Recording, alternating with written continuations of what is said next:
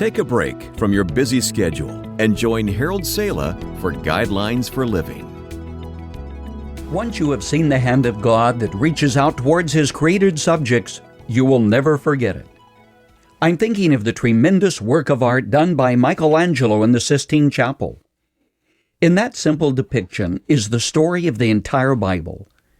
God reaching out to touch us at the point of our needs.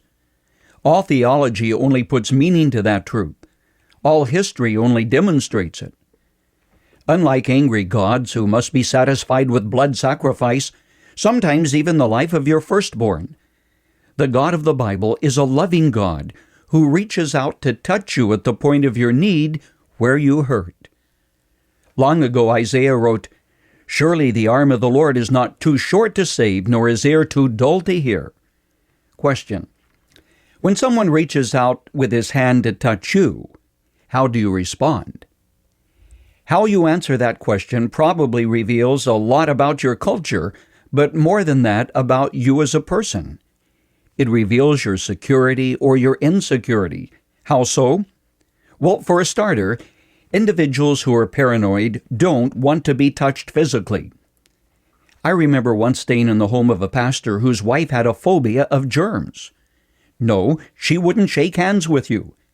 She was obsessed with the fear of germs and the possibility of catching something from you. So she would wash her hands until they were red and chapped. How different is the reaction of two young people in love whose hands seem to be joined in a perpetual grasp or clasp. Sociologist Sidney Garone did a study of how people touch each other, and in doing so, he traveled the world observing people. He discovered that people meet and converse in public places, coffee shops, tea houses, restaurants, and so forth. So he would go somewhere and stay for the entire day just watching, counting the number of times people would actually touch each other. In Latin America, he saw a lot of touching. He concluded that some 180 times a day, there was some kind of meaningful contact with other people. In France, not so much. 110 times a day there was physical contact.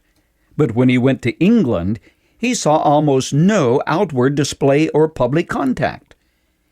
In Japan, people bowed, but unless there was Western influence, there were few, if any, physical contacts. A Harvard study says that people who grow up in homes where there is warm physical contact are 71% less likely to suffer health problems such as ulcers and heart disease. How is that for scientific proof that certifies the obvious?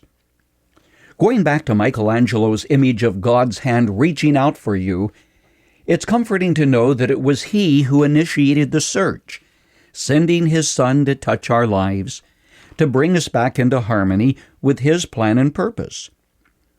Time doesn't allow my doing this, but a study of those whom Jesus touched reveals He broke with social tradition and freely touched the untouchables. The leper, the fallen of life, those who were rejects of society, and there was no thought of His being defiled by reaching out to touch someone.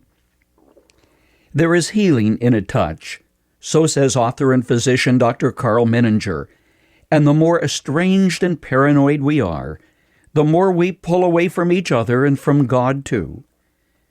Let God touch your life, and with His touch there will be emotional and spiritual healing and the freedom that lets you reach out and touch someone else. That's what happens when God first touches you. It's still true.